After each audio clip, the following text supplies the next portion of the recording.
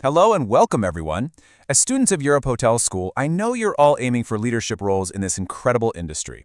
I'm here to help you get there, and today we're going to dive into one of the most critical and honestly, one of the most misunderstood topics in the entire hotel business. Now, what we're about to cover, this isn't just theory from a textbook. This is the real-world, rubber-meets-the-road stuff that really determines whether a hotel thrives or fails. We are going to break down the one skill that truly separates a good manager from a great leader, mastering cash flow. All right, let's kick things off with a puzzle, one that trips up even seasoned hotel managers. How is it possible for a hotel to look fantastic on its profit and loss statement, posting big profits, but suddenly find itself unable to pay its team and on the very brink of shutting its doors? Well, the answer reveals a crucial secret about the money that actually runs the business. And here's the absolute key. You have to understand the difference between profitability and cash flow. See, profitability is what you earn on paper. It's an accounting number, revenue minus expenses. But cash flow, that's what you actually have. It's the real, tangible money sitting in the bank, ready to pay your staff, your suppliers, and, well, keep the lights on. So what exactly is cash flow then? It really comes down to one word: timing. It's about the actual movement of cash, money coming in and money going out. Think of it as the financial pulse of your hotel. It's the lifeblood. And without a steady, healthy flow, even the most profitable hotels simply cannot survive. Okay, so to really get a grip on this financial pulse, we need to look at both sides of it. It's kind of like breathing, right? You have the cash that flows in, the inhale, and the cash that flows out, the exhale. And this is where things get interesting, because not all revenue is created equal when it comes to cash. You see, a guest checking out and paying their bill, that's cash in your hands today. But that huge corporate conference you just hosted, you might not see that cash for 30, 60, even 90 days. You've technically earned the money, it's on the books as profit, but you don't have it yet.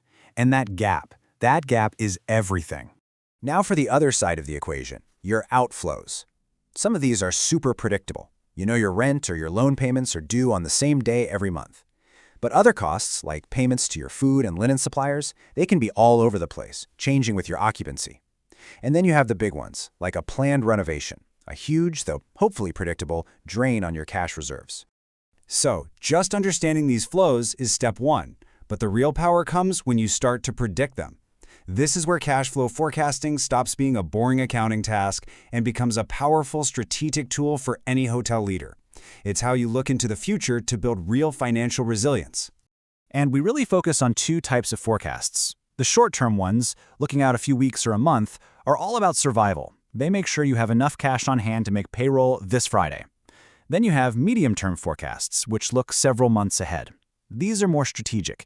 They let you plan for the ups and downs of seasonality or get ready for a big loan payment that's coming up. So, how do you actually build a forecast that makes your hotel stronger? It's really a three-step process. First, you get a solid handle on the day-to-day to keep things running.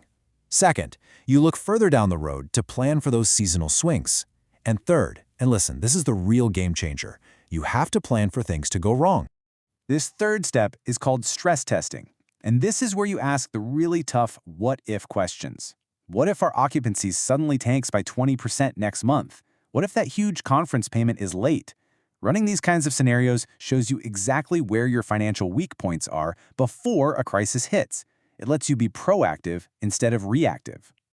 And the direct result of all this planning is that you build a safety net. We call this a liquidity buffer. It might be a minimum cash balance in your account that you swear you'll never touch, or maybe it's a line of credit you have ready to go. Whatever it is, this buffer is what lets your hotel ride out a storm without capsizing. And that, right there, is why this skill is so absolutely crucial for your career. As the leadership at Europe Hotel School London will tell you, this isn't just for the accountants. Truly understanding how cash moves through the business, well, that's what separates a department manager from a general manager.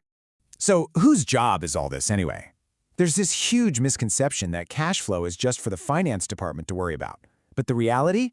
It's a team sport. It's a collaborative effort that has to stretch across the entire hotel leadership team.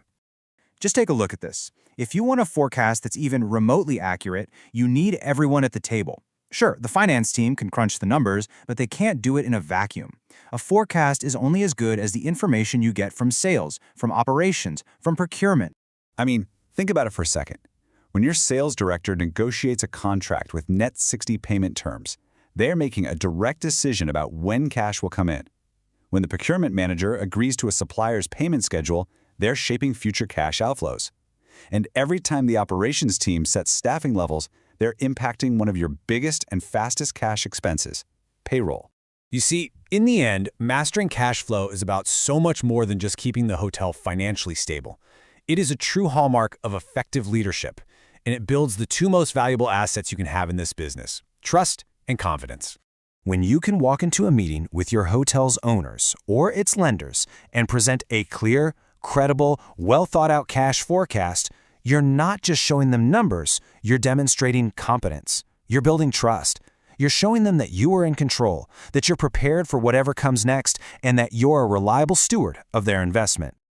So as you continue on your journey and move up in your careers, I want you to keep this one question in mind. When the next downturn or crisis arrives, and believe me, it always does, will you be the leader of a hotel that just has profits on paper, or will you be leading a hotel that has the real, tangible cash resilience to not just survive, but to emerge even stronger? The choice really does start with the skills you're building right now. Thank you.